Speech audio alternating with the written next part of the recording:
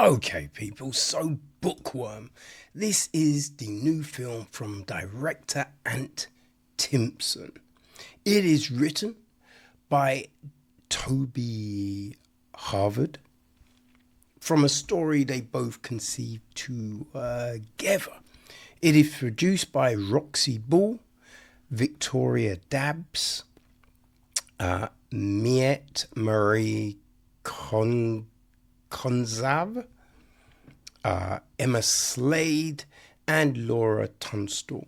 It's executive produced by Blair Ward, Andres Ratzep, Kelly Rogers, Kevin Goulden, Piero Freshbaldi, Anders Erden, Steve Demler, Michelle Craig, Lauren Case. Who else have we got? Toby Harvard, Ant Timpson, and Elijah Wood. It is co-produced by Jake Rice with line production from Amanda Jenkins. Music was from Carl Solve Stephen. Daniel Katz was on the cinematography. Miranda Rivers handled the casting. John Allen is production design. Michelle Freeman is set decoration, with Chandra Watson handling costume design.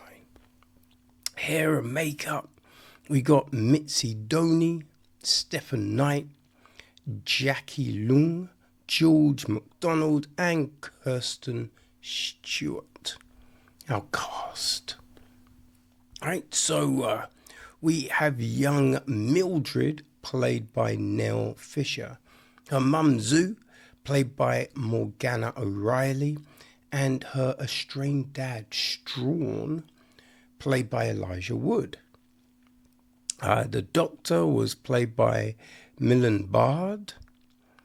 We've got Dottie, played by Nikki Stuulepa. Reginald is played by Theo Shakes. Arnold, played by Michael Smiley, and his wife Angelina, played by Vanessa Stacy. The gist is 11-year-old Mildred's world is turned upside down when her estranged father, the washed-up magician, illusionist, Strawn Wise, comes to look after her and agrees to take her camping to find a mythological beast known as the Canterbury Panther. Yes, so that is the film, and this is like it's a New Zealand film, right? And you really get the sense of that. I don't know what it is in the water over there, but they make these really quaint, quirky, charming little films, right? And it's very reminiscent of, like, you know, something from Taika Waititi. Gosh, I mean, there's others, right? There's others. So yeah, no, really enjoyed this one. And we start off with Mildred. She's trying to lay a trap to catch her cat to serve as bait to try and catch this Canterbury Panther, which all is like, yo, what are you doing, kid? Now, later on, we do find out the real importance for her of getting this picture, getting this proof, you know. And, it is like a good cause, right? It is sweet. But we have this girl, you know, she's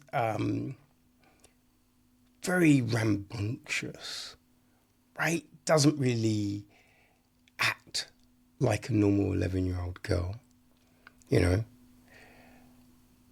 Like, she knows a lot. It's clear she knows a lot, and she's not looking to be babied or, you know, told what she should be doing.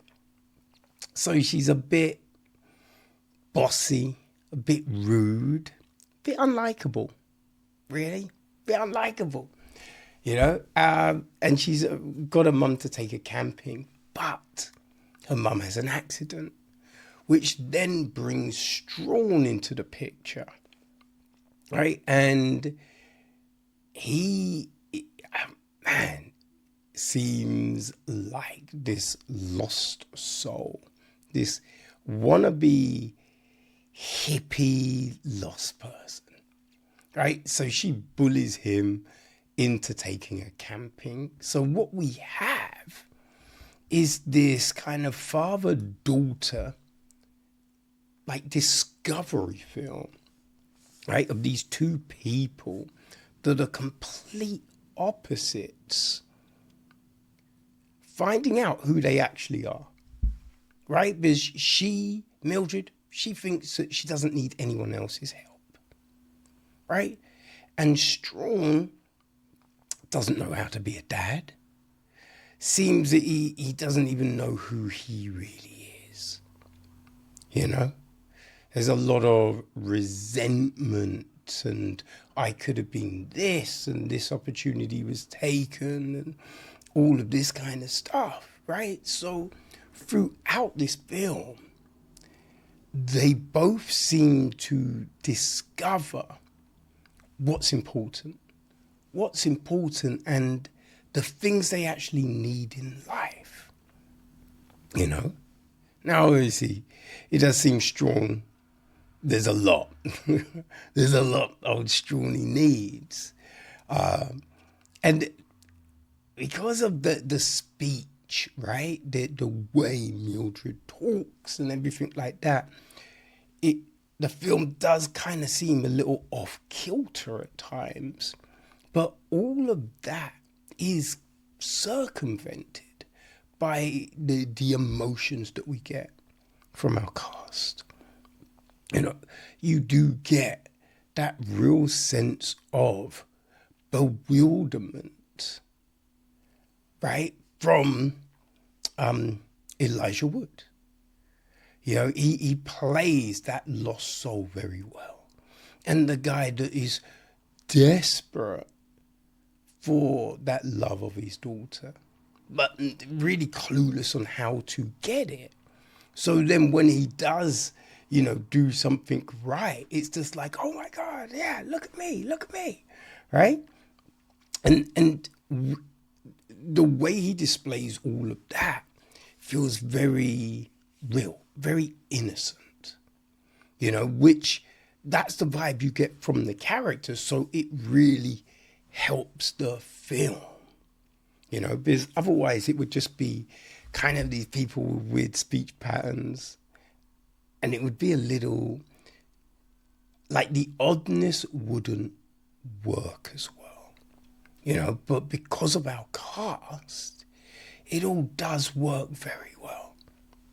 The soundtrack, keeps us with this kind of hippie, trippy vibe, and we have this really nice scenery, as they're wandering through the woods. So we're seeing just trees and rivers and mushrooms and all manner of things, right? We do get this kind of weird twist, which could have really disrailed the film, because there's bits in it that you're just like, how is there no pushback here? Like, especially with the picture, you'd be like, wait, when was that taken? But because all the work that has been done to build the Strawn character up to that point, and then the way we have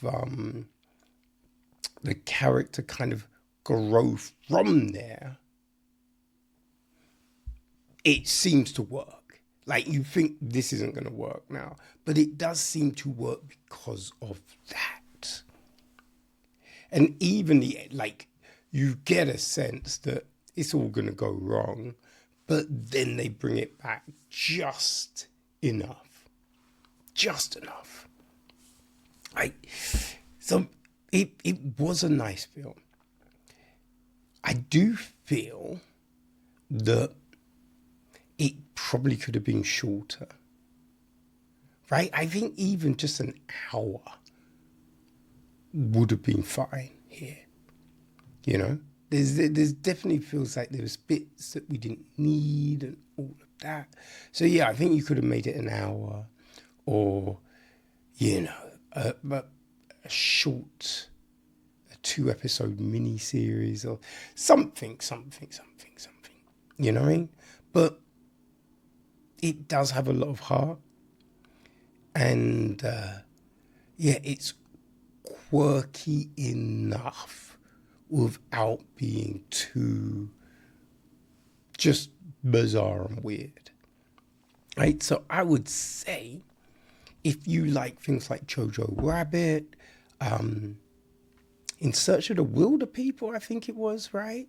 If you like those kind of films, I think Bookworm will work for you. And it is now available on all your favorite VODs. So, yeah, go check it out.